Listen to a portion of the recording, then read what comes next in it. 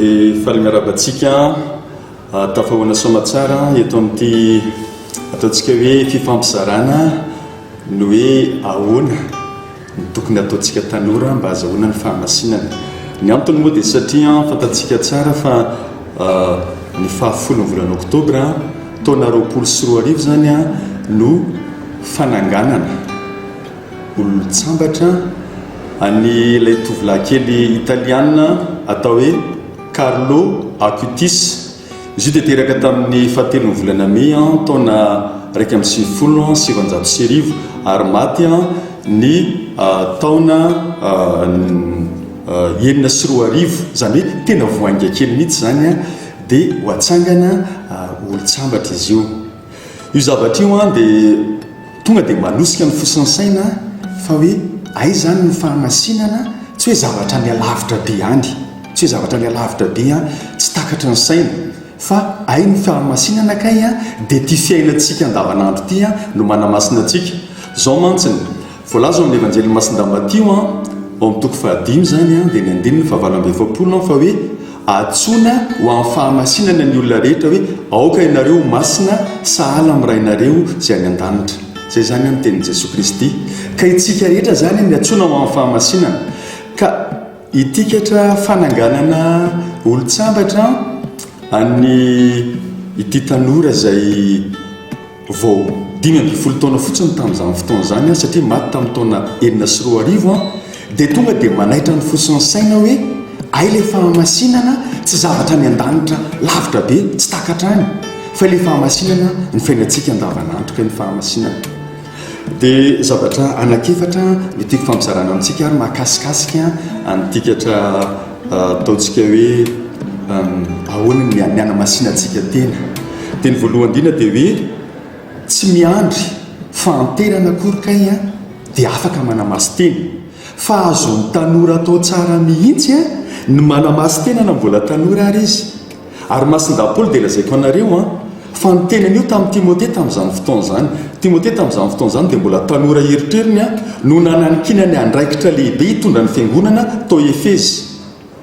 Dia zao ny zavatra nytenenin'ny Masinda Paoly ao amin'ny Timothée voalohany toko 4:2-12 nytenen'io izy. Zao ny zavatra nyteneny izy: aoka tsisy hanamavo anao no ny fahatanoranao, fa aoka ho tonga fianarana ho an'ny mpino ianao, ho fankatahaka ho an'ny mpino ianao.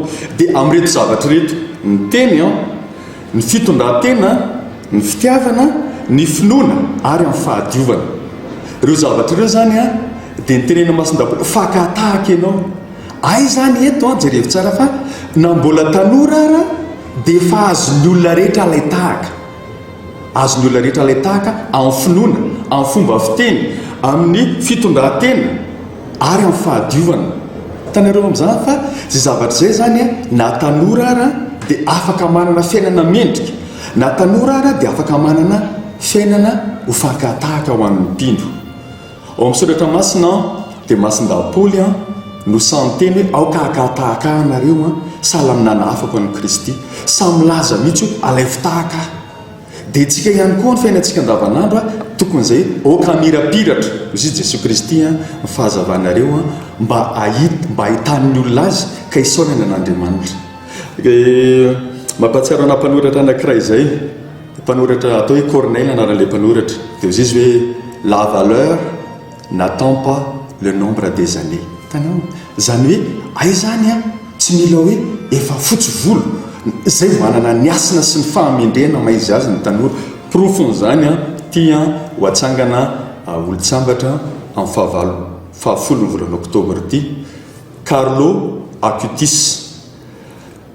Dia io zany zao dia efa manampy atsika sahady hoe ay zany itsika tanora. Za moa miteny itsika tanora fa ianareo tanora zany dia afaka manamasy tena sahady kay.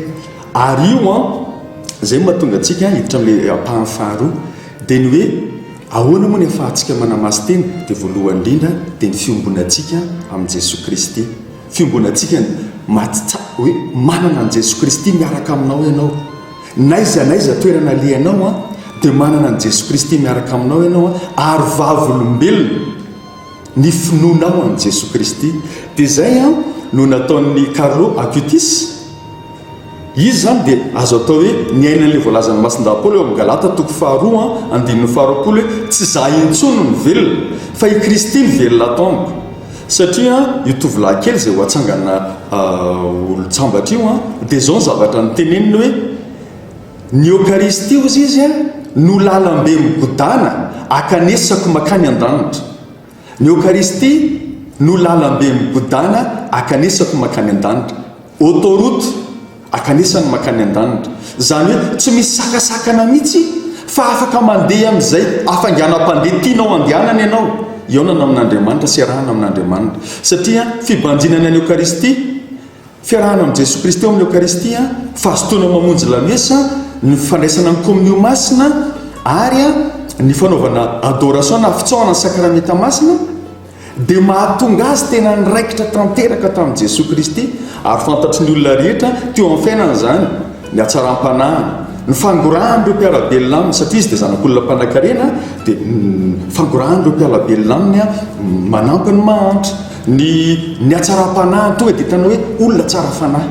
Satria nahoana i Kristy ny velona ho aminy dia le Kristy raisiny isan'andro amin'ny communion masina, le Kristy tsoany eo amin'ny sakramenta masina, le Kristy arahany eo amin'ny sorona masina izay arahany isan'andro. Ka io zany dia isan'ny zavatra tena tsy tokony hamenatra antsika ary tokony hampazoto antsika izany zavatra izany. Ny voalazan'ny masin-dapoly moa mahakasika an'izay Eucharistie zay dia rehefa andehanao sorona masina ianao izy anatrika sorona masina na hoe andeha handray communion dia misy toe-po tokony ho takiana izy izy dia ny fandinihan-tena aloha ary madio.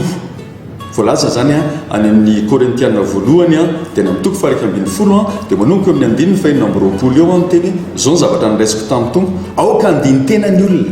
Ka hitantsika amin'izany ary fa ilaina ny manao confesy matetika farak'izay tratra dia manamasy tena ao amin'ny alalan'ny Eucharistie. Io tovolahy kely io Carlo Acutis io dia tena hitanao mihitsy ny amin'ny endriny fa sambatra izy manana an'i Jesoa Kristy miaraka aminy. Ary manampy an'izay dia ny tenin'Andriamanitra izay niainany, tenin'Andriamanitra izy moa dia niraisin'io tovolahy io zany ny hoe olo-masina izy olo-tsambatra fa tenintsika hoe tovolahy satria 5 taona izy. Zao ny zavatra nyteneniny hoe ny boussole ozy izy zany hoe ny fandrona ny lalana mba hahafahana miraikitra amin'ny Jesoa Kristy dia ny tenin'Andriamanitra. Satria rehefa mamaky ny tenin'Andriamanitra sy mandinika ny tenin'Andriamanitra tsika na mbola tanora ara dia mahafantatra hoe zao ny zavatra tokony atao amin'ny mahatanora anahy ary zao ny zavatra tsy tokony atao amin'ny mahatanora. Hitantsika amin'izany ary fa io zany fandalinana ny tenin'Andriamanitra, famakina ny tenin'Andriamanitra amin'ny fo mahitsy dia mahatonga antsika manoro ny lalana makany amin'ny Jesoa Kristy, mahatonga antsika iainany mahatanora kristianina antsika zany tsy mifandraisantsika andraikitra.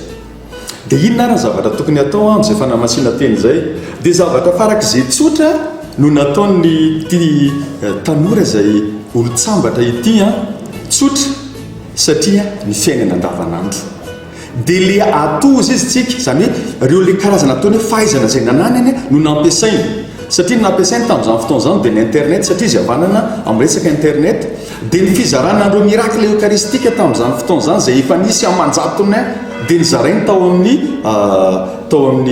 internet zany ho hitan'ny olona mba hahafahan'ny olona mafanta ay dia misy an'izany ny fizarany amin'ny tenin'Andriamanitra ao amin'ny internet. Hitanareo amin'izany fa izay zavatra ainao zany sy manavanana anao no hanamasinanao tena sy hitorianao ny vaovao mahafaly. Masin-dapoly dia nanao an'io, masin-dapoly dia nanao an'io tamin'izany fotoana izany. Masin-dapoly nanam-pahaizana momba ny karazana literatura, nanam-pahaizana mikasika ny soratra masina tamin'izany fotoana izany ary nanana ny ataontsika hoe zom-pirenena maharomanina azy dia reny zavatra reny nampiasainy reny le atao hoe ato izay anananao. Itika tovolahy izay olo-tsambatra ity avetrika any Carlo Acutis ity dia rehefa tamin'izy maty ny akanjo nanaovany dia basket dia jean zany ny akanjo nanaovany zany zany hoe amin'ilay mahatanora anazy mihitsy tsy hoe koa re lasa andehanao rebareba ohatra ny nandro mopera ohatra tsy zany fa ny mahatanora anao dia afaka ampivelatra anao amin'ny fitoriana ny vaovao mahafaly ahasarika ny tanora namanao. Ny zany karakara ny vatana ataovy arak'izay mahamety anao amin'ny mahatanora anao fa mendrika kosa nefa satria zay zavatra nataony ty tovolahy ty dia zay le ato zay dia zay zavatra rehetra nanana zany amin'ny mahampanorana azy amin'ny vanim-potoana ny diaviny dia nampiasaina hitantsika amin'izany zany fa tsy hoe mitady zavatra sarotra tsy hoe akory mitady zavatra lavitra be fa ny fiainana andavanandro zay ao amintsika ny fiainantsika andavanandro ampifanarahantsika amin'izay zavatra lazaina soratra masina sy ny fitiavantsika an' Jesosy Kristy le atao hoe amoureux du Christ tian' Jesosy Kristy zay ke dia manamasina atsika satria nahoana fiainantsika andavanandro ke rehefa aveo fanaraka amin'iny raha ohatra ianao ka manana Jesosy Kristy ao anatinao tsy andeha hanisy ratsy olona ianao tsy ndeha hisotasota amin'ny namanao ianao hitarika ny namanao ianao anatona an'Andriamanitra toy zay andeha ho any amin'ny sanatriany zany andeha ho any amin'ny boaty na andeha ho any amin'ny toerana zay tsy tokony alia dia lasa izy isan'andronandro makany amin'ny sakramenta masina dia hitanareo amin'izany fa zavatra tsy lavitra le izy sady mampisy fiadanam-po ao anaty ka zay zany efa mizarantsika hoe ay le fanamasinana tena tsy zavatra ny an-danitra akory fa azo iainana amin'ny fiainantsika andavanandro no hanamasinantsika ny tenantsika dia mirarosoantsika tanora rehetra zany mba fa manana olona lay tahakitsika ary olona akaiky atsika dia tia olo-tsambatra zay ho atsangana ny papa François moa zany efa nakatohan'izay dia ho atsangana olo-tsambatra any Assise any Italia amin'ny 10 volana oktobra 2024 dia mirarosoa indrindra dia Samia Tain'Andriamanitra.